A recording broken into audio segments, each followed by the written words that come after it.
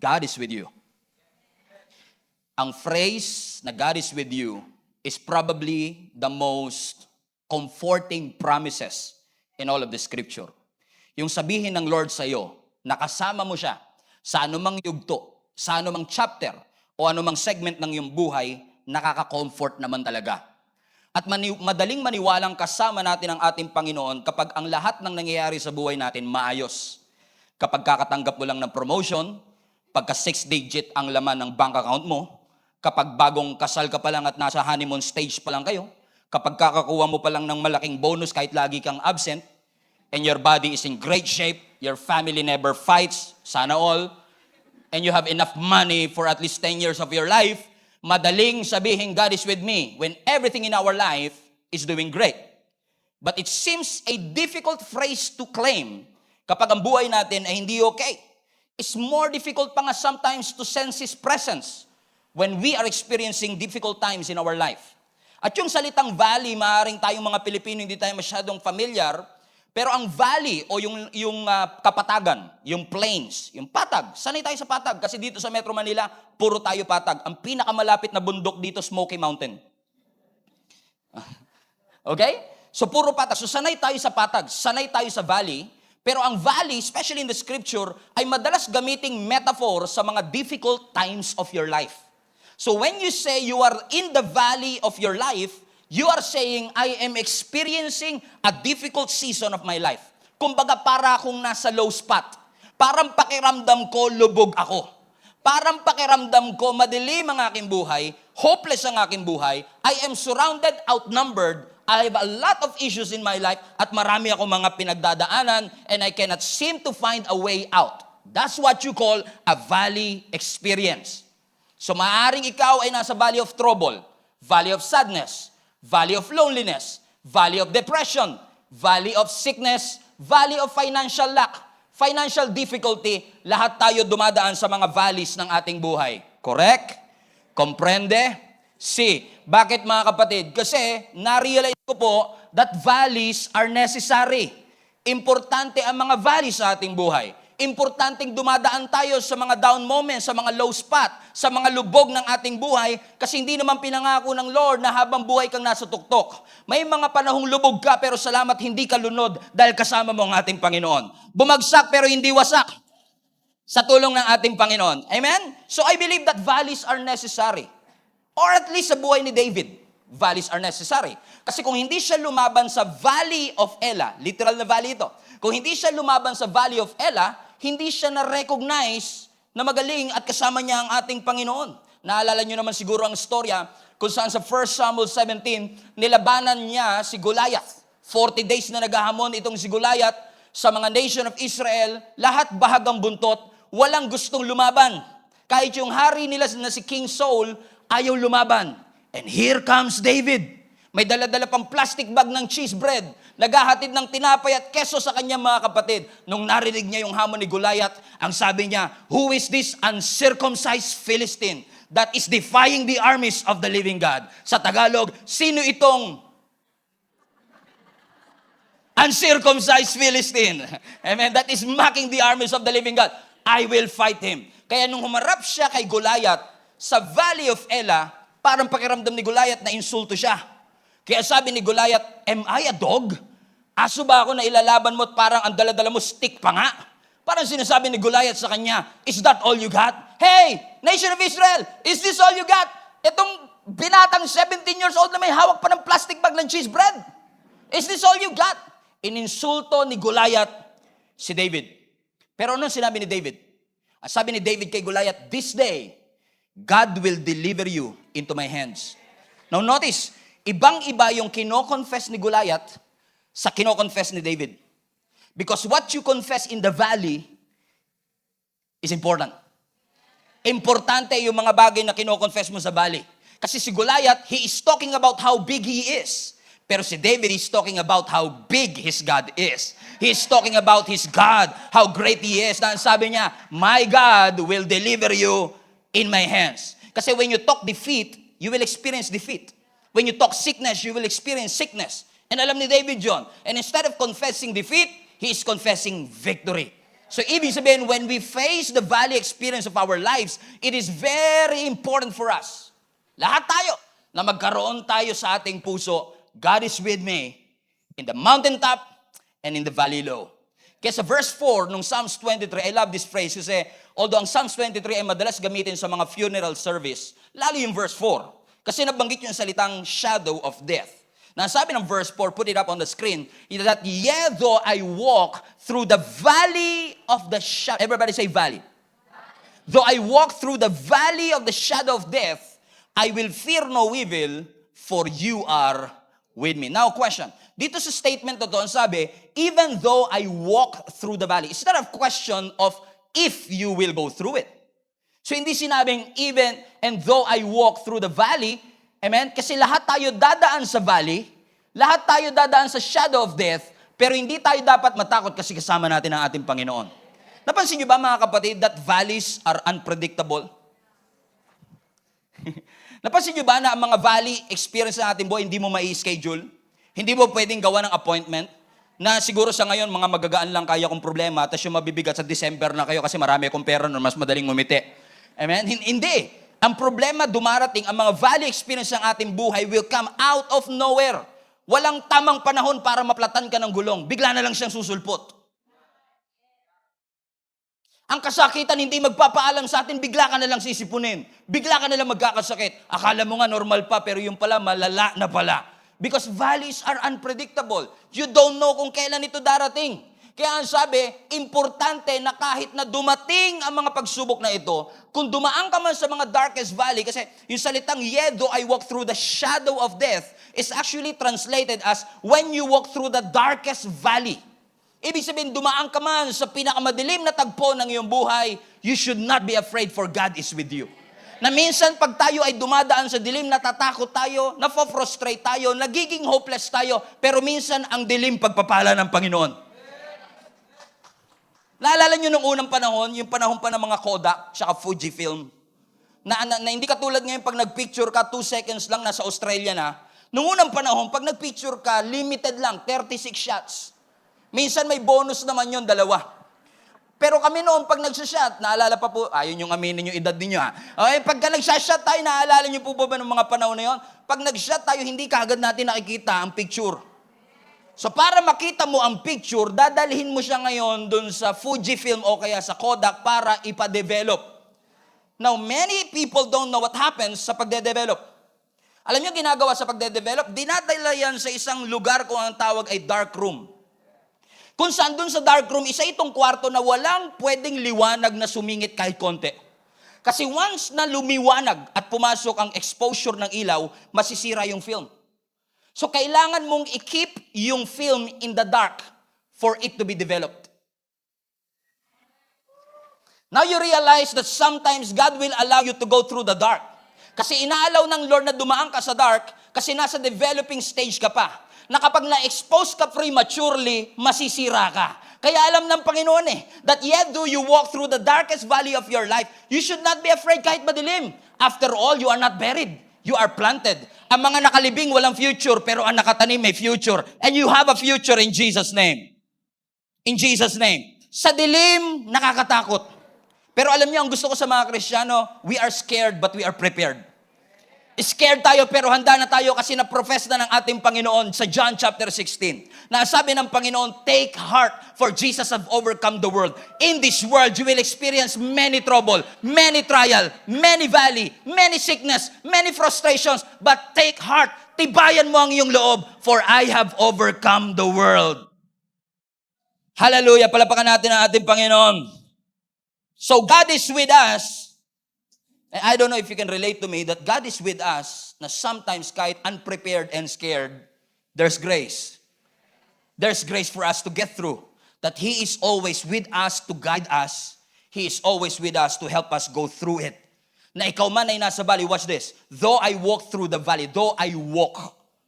Hindi sinabing though I run. At least though I walk. Hindi sinabing though I stay. Hindi sinabing though I live. Sabi though I walk. Why? It's important that you always keep on moving kahit hindi mo ma-predict at hindi mo makita yung light on the other side of the tunnel. Na kahit nasa valley ka, at least you're walking.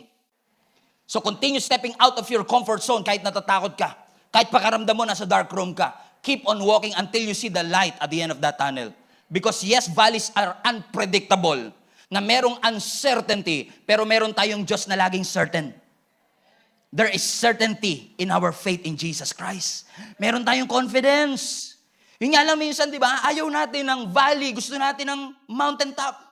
Naalala nyo nung nakagraduate kayo sa school, yung pakiramdam nyo na yun, na lutang ka, na kahit pinapakain ka sa Jollibee, hindi mo malasahan yung spaghetti. Because you're... Hindi nyo naranasan yun, hindi napakain sa spaghetti kasi ng Jollibee, ano? Okay? Pero naalala nyo, pagka you are on a mountaintop, naalala ko si Peter, mga kapatid, nung ang ating Panginoon ay nag-transfigured. Naalala nyo yun? Na ang ating Panginoong Yesus ay nag-transfigure, nag-transform ang ating Panginoong Yesus na naging maputing-maputi ang ating Panginoong Yesus. And then Moses appeared, Elijah appeared, and then Peter spoke. Ang sabi ni Peter, nung lumabas si Elijah at lumabas si Moses, Lord, ang sabi niya kay Jesus, gagawa ako ng 3 tent. Isa sa iyo, isa para kay Moses, at isa para kay Elijah. Now read your Bible again. Merong naka-parenthesis doon. Sinabi yun ni Peter kasi hindi niya alam ang sasabihin niya. Basahin niyo yung Bible ninyo. Nung sinabi ni Peter yun, nagagawa ako ng tent, isa kay Peter, isa kay Elijah, isa kay Moises, isa kay Jesus, sinabi ni Peter yun kasi hindi niya alam ang kanyang gagawin. Alam niyo, may mga pagkakataon bang gano'n na hindi niyo alam ang masasabi niyo and you are saying the stupidest thing ever? Na minsan ko yung, ba't ko nasabi yun? And si Peter had that same experience. And sometimes sinuhusga natin si Peter, but well, I was reading that the other day, I realized, siguro sobrang overwhelmed lang ni Peter dun sa mountaintop experience. Biruin mo, nandun si Jesus, nag-transfigure, nandun si Moses, nandun si Elijah, kaya sabi niya, i-preserve natin tong moment na to. Lord, dito na kayo matulog. Sabi siguro ni Elijah, ang ganda-ganda ng langit, papatulogin mo ko sa tent. Pero he was so overwhelmed, he wants to preserve the moment. Because you know what, sometimes kapag nasa mountaintop tayo, gusto natin i-preserve. Ayaw na nating alisan yung mountaintop experience, but mountaintop experience are not permanent. All of us will go through a valley low. Kahit gaano kayo kasaya, posible kayo mag-away. Tama, walang amen? Kahit gaano karami ang pera natin, pwede yung mawala sa isang idlap. How I wish lahat ng parte ng buhay natin okay. I was reading an article the other day about this kind of bird, ibon, na ang tawag ay albatross. Alam ko yung albatross, ginagamit natin sa CR. Yan, no. Pero meron talagang ibon na ang tawag ay albatross. I have this picture with me. Now, what's interesting about this bird is that upon researching, kaya nilang matulog habang lumilipad. Amazed naman kayo. Yung katabi mo nga, kaya matulog kahit preaching eh.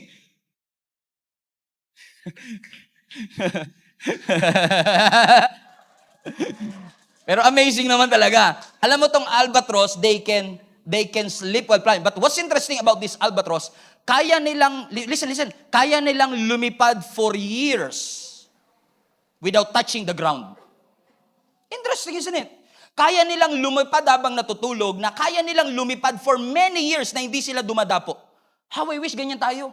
Yung para lang tayo lagi nasa alapaap for many years. Na hindi tayo dumadaan sa mga valley moments ng buhay natin, na hindi tayo nagtatouch ng ground, na hindi tayo nakakaranas ng pagsubok, na hindi tayo nakakaranas ng mga challenges sa ating buhay. Pero sino sa inyo ang agree, hindi tayo albatross? Amen? Ang pinakakaya lang natin gawin, pabanguin yung CR. Yun yung kalasing albatross. Amen? But we are not this albatross na kayang lumipad many, many years. How we wish we can stay on mountaintops forever, but valleys are important and necessary. Kasi ang tunay na buhay nasa valley. It is unpredictable, but it's necessary. In fact, valleys are also inevitable. Ang valley hindi mo maiiwasan. It is part of your life. Now, how I wish I could preach to you today how to have a valley-free life. Wow. That's a good message. In fact, that's a good book. Kung magkakaroon ka ng libro, How to Have a Valley-Free Life. 7 steps para hindi magkaroon ng problema. Tingin, bibili ba kayo nun? Kung meron, bibili tayo lahat nun. Pero walang ganong libro. Kasi walang ganong sitwasyon sa ating buhay. Valleys are inevitable. Hindi mo maiiwasan ng mga valley. Kasi ang sabi, even when I walk, hindi sinabing even if. So ibig sabihin, kung even when, it's just a matter of time, you will experience those troubles. At kahit gaano tayo kasaya ngayon, I don't want to burst your bubble. Alam ko masaya ka ngayon kasi bago lang kayo ng jowa mo. I don't want to burst your bubble, but you will go through valley seasons of your life. Kahit gaano karami ang pera natin, kahit gaano ka-stable ang trabaho natin, all of us will go through the valley. In fact, let me say this to you. Kahit gaano ka ka-righteous at kalapit sa Panginoon, you will go through a valley. Psalms 34 verse 19. The righteous person faces many troubles. Listen, righteous na ha.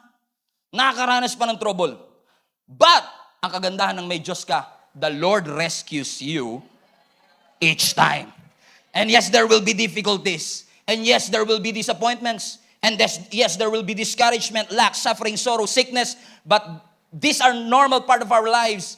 Totoo ito, hindi natin madideny, hindi natin maiiwasan. Pero we have to be reminded also that God is always with us.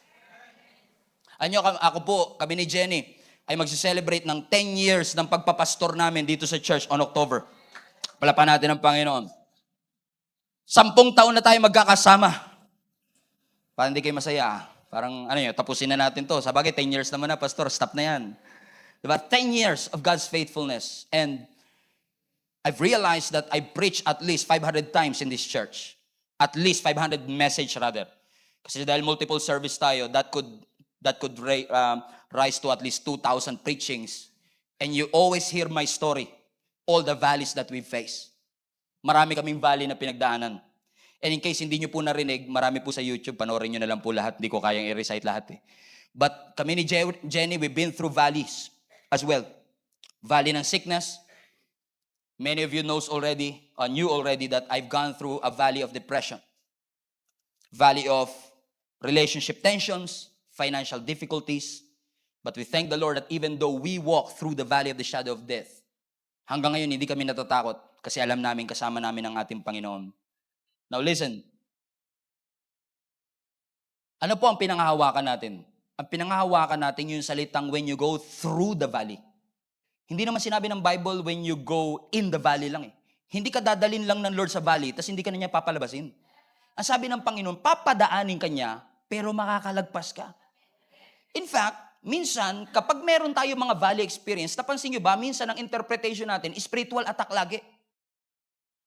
Nagkasakit ako, spiritual attack to. Na-late na naman ako sa church, hinadlangan na naman ako ng Diablo ngayon. Spiritual attack na naman to. Pero hindi lahat ng mga valley experience natin is spiritual attack.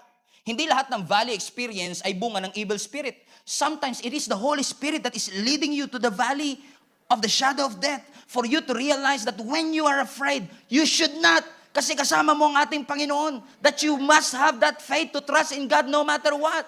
To trust the Lord with all your heart. To put your confidence in Him. Come on, somebody. Naalala niyo si Jesus na to ha? After ng mountaintop experience dun sa Jordan River when He was baptized. That Jesus was baptized in the Jordan River, pag-ahon ng ating Panginoong Yesus, ang sabi ng Scripture, the Father spoke, "This is my beloved Son, in whom I am well pleased. Hear Him."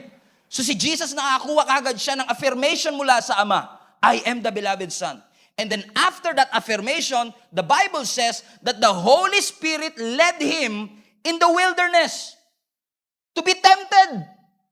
And that's interesting. Hindi evil spirit ang nagdala kay Jesus. It is the Holy Spirit Himself that brought Him to that temptation to test Jesus. So yung mga testing ng ating buhay, hindi siya laging kasalanan ng Diablo. Alam niyo, yung Diablo gusto na maging born again eh. Sabi, ako na naman nasisi dito mga to. Atake ko doon, nananahimik ako dito. Ako na naman daw. Pati tuloy si Satan gusto naman, sige na nga, sa inyo na nga lang din ako para hindi nyo na ako mapagbitangan. Pero sometimes, God will allow you to go through that kasi hindi natin siya maiiwasan. Sometimes, God has the power, I shouldn't say sometimes, God has the power to stop the storm. He is. He's so powerful. Kaya niyang pahintuin ng bagyo, but sometimes God will choose not to. And He will allow you to go through the storm for you to realize who really our God is. Amen? So valleys are inevitable. And number 3, valleys are temporary. That's what I love about the valleys. Ikaw man ay dumadaan sa mga valleys, sa mga trials, sa mga challenges ng iyong buhay, praise the Lord. Temporary lang ito. You don't have to stay. You don't have to live in it. Valley is not your dwelling place. Valleys are not your destination. Valleys are your promotion. God is using the valleys to promote you, from bringing you from one place to the other. From this to that. From this sickness to that healing. From this lack to that provision. From this trials to that triumph. God has the power to bring you through it. It is not your final destination. It's not a dead end. Actually, geographically speaking, when you are actually in the valley, you are in between two mountains.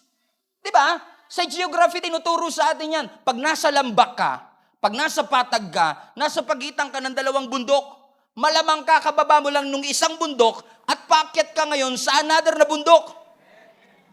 Sometimes, hindi mo lang ma-realize, akala mo nasa middle ka ng problema, pero actually, nasa middle ka ng dalawang milagro. That yes, I am going through a difficult moment, but this is just temporary.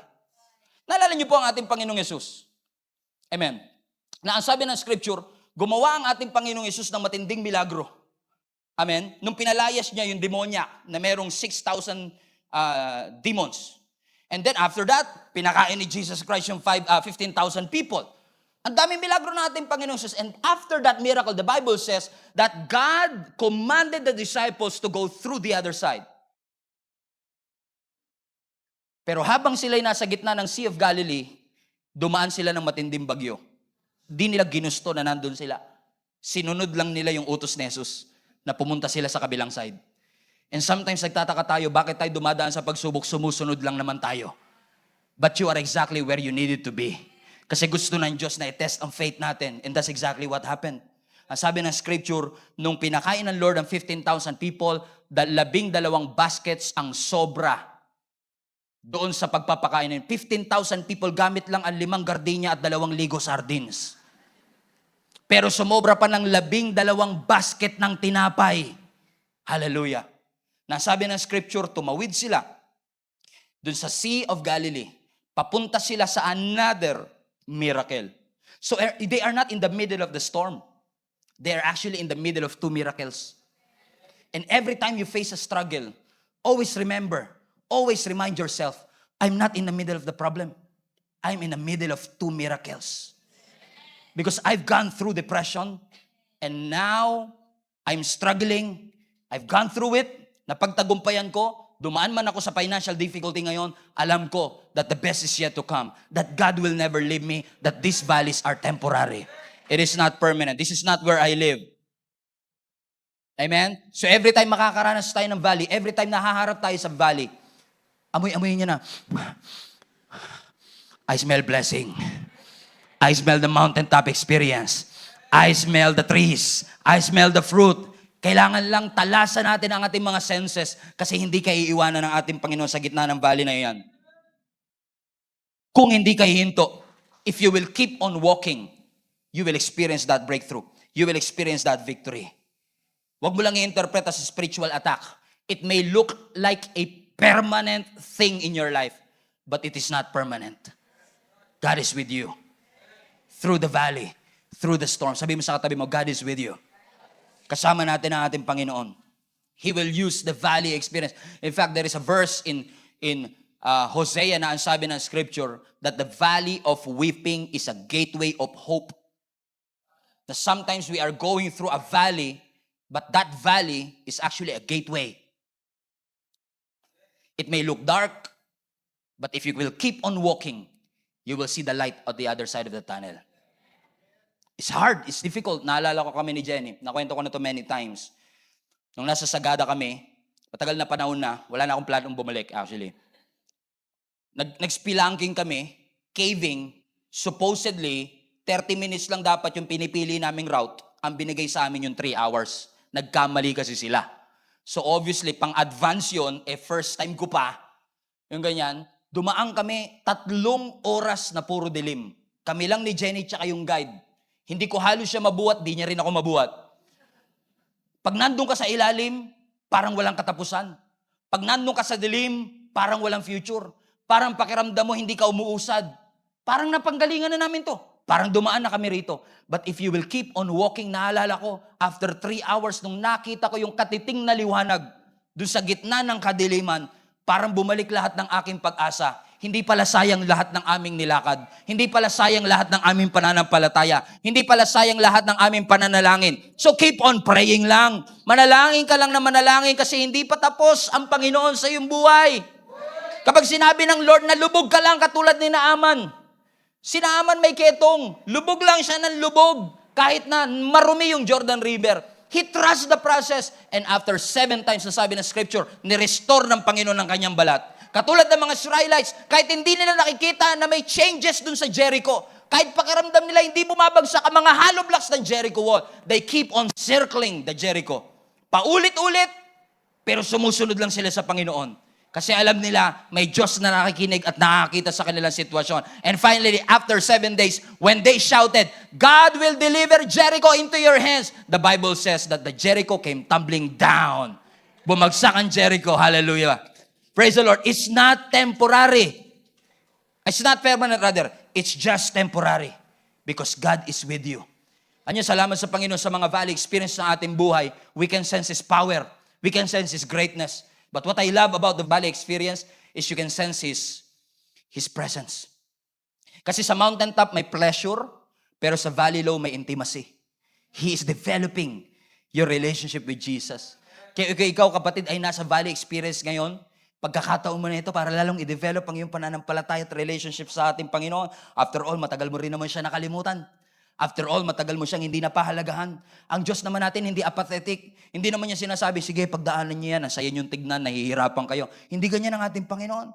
He is with you every step of the way. He is looking out for you. He's actually leading you through it. Nililid ka ng Panginoon, ginaguide ka ng Panginoon palabas. Hindi para magstay. If you keep on walking and keep holding on to your faith, and you will not stop, that's the challenge. Don't stop. Let me repeat, that's the challenge. Do not stop. Sabihin sa katabi mo, do not stop. Yun ang challenge natin. Huwag kang hihinto. If you will not stop, and you will keep on walking. Kasi kahit anino, iiwan ka sa dilim. Pero ang Diyos, hindi ka niya iiwan kahit madilim. Hallelujah. Kaya nga sabi ng scripture, blessed are those whose strength is in you. Ang lakas naman natin after all, galing sa Panginoon eh. Hindi naman dahil sa ating edukasyon, dahil sa ating experience, dahil sa ating mga, sa lakas ng ating emosyon. No. Blessed are those whose strength. Pinagpala ang lahat ng tao na humuhugot ng lakas sa ating Panginoon. After all, when we look to Jesus, the author and the finisher of our faith, nakikita natin yung daan. He is leading us through it. Ginagabayan tayo ng Panginoon papunta dun sa daan na yun. God is not just a God who will make a way for you. He is a God who knows the way.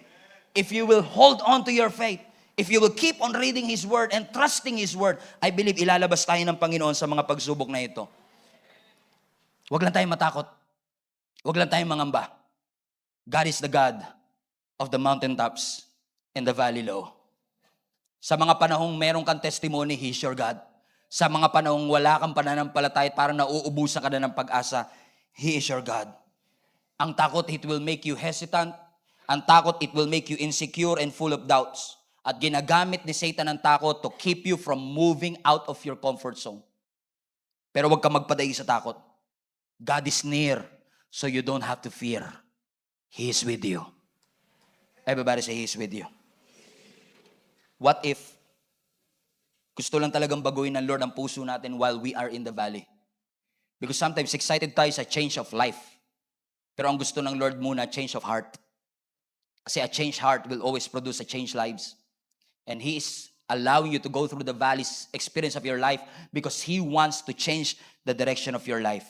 Hindi porkat kontra ang sitwasyon sa atin, kontra ang Panginoon sa atin. Hindi porket ang wind is against you, God is against you. No, God is with you. In the valley, in the storm, in the darkest day, He is with you. And I want to close with this, mga kapatid. This is a story of Ahab and Ben-Hadad. Many of you are not familiar with this story, but let me lay down a groundwork here so that we can close, fasten your seatbelt. Ang mga Israelites ay nasa harapan na naman ng isang matinding laban katulad ng hinarap nila kay Jehoshaphat. They were outnumbered yet again.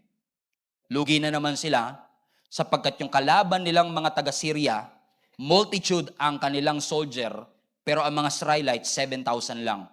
Sa pamamahala ni King Ahab ng Israel, Tumupi agad si Ahab kasi nung trineten siya ni Ben-Hadad, yung king of Syria, ang sabi ng king of Syria, lahat ng inyong asawa, lahat ng inyong daughter, lahat ng inyong silver, lahat ng inyong gold, amin ng lahat yan. Si King Ahab, although wicked king, siya ang king of Israel by this point. At dahil sa takot ni King Ahab, dahil alam niyang outnumbered sila, kasi nga wala naman siyang masyadong pagtitiwala sa Panginoon, tumupi siya dito kay Ben-Hadad. At sabi niya kay Ben-Hadad, okay, sige, sa inyo na kami. Hindi man lang siya lumaban.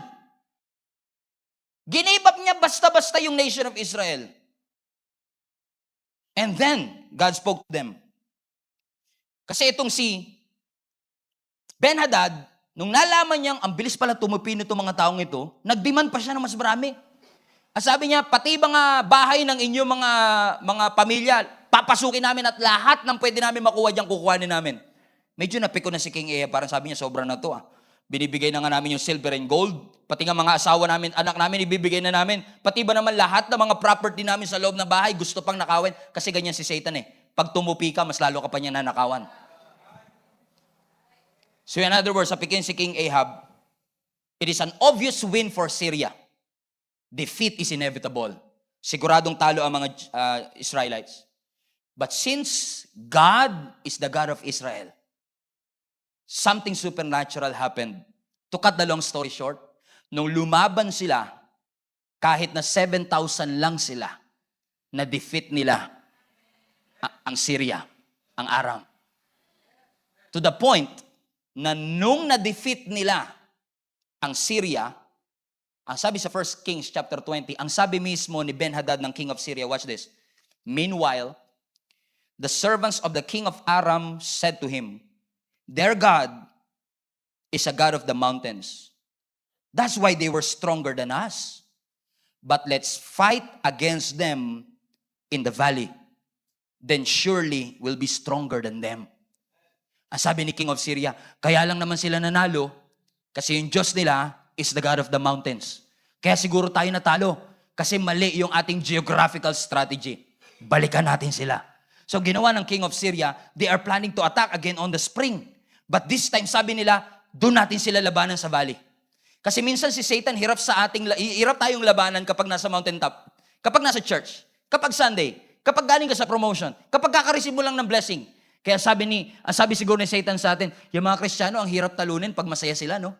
Pag nakakakuha sila ng blessing, parang hindi sila matatalo kasi yung Diyos nila is a God of blessing. Try nating atakihin sila pag nandun sila sa valley experience. Kapag nandun sila sa kanilang mga challenges. Kapag nawalan sila ng mahal sa buhay. Kapag walan laman yung bank account nila. Kapag na-demote sila imbes na na-promote sila. Tignan natin kung may lakas pat pananampalataya ang mga taong ito.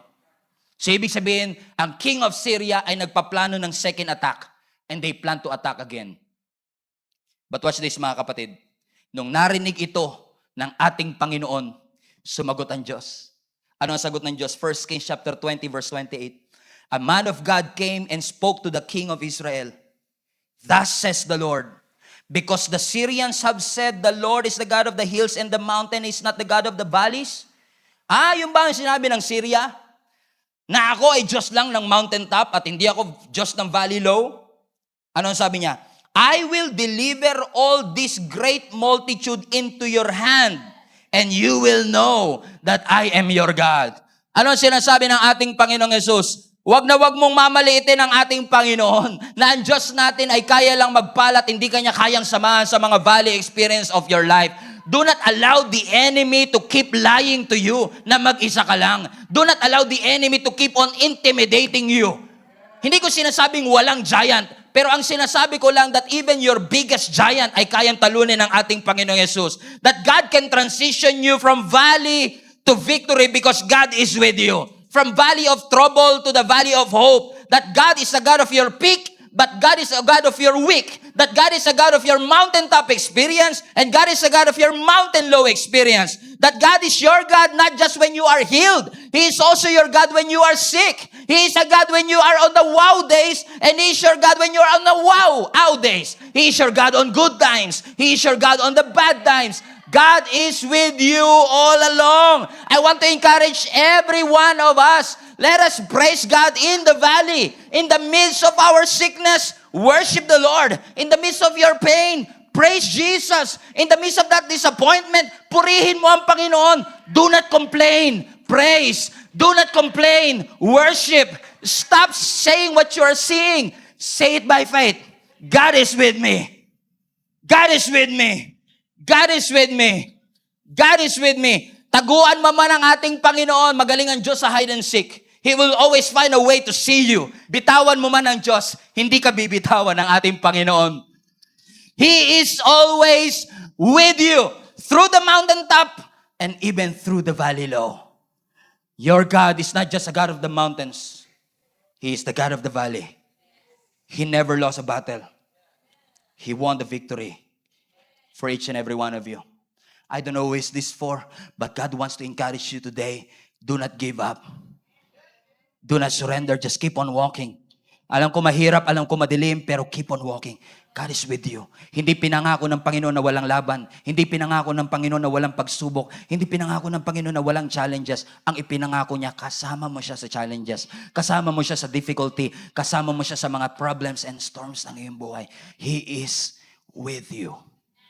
Through the storm, He is Lord. Rest in Him. Magpahinga ka sa harapan ng ating Panginoon. Every head bow, every eye closed. Even those who are joining us online. Just come to the Lord right now and reassure yourself He is with you. In the valley and in the storm. God is bigger than your biggest Goliath and higher than your highest Jericho wall. He is your God when you are defeated, discouraged, frustrated, and disappointed. Alam ko maaaring may mga pagkakataon na masyadong maliit ang tingin natin sa ating Panginoon. But even when the oceans rise and the thunders roar, God will be with us above this storm. Come to the Lord right now. Come to Him. Hallelujah. Be with Him. Remind yourself of how great our God is today. He is God, and He is God alone. Come to Him right now and say, God, here I am. I'm weak. I'm in trouble, and I need your help. Help me get through this, God. Stir up my faith to believe and to rest in you. The Bible says, when Jehoshaphat faced these three innumerable armies, sabi ng Panginoon sa kanila, be still and watch how God will deliver you. Roel, be still. Randy, be still. Michelle, be still. Girly, be still. Alan, be still. And know that He is your God. He is your God.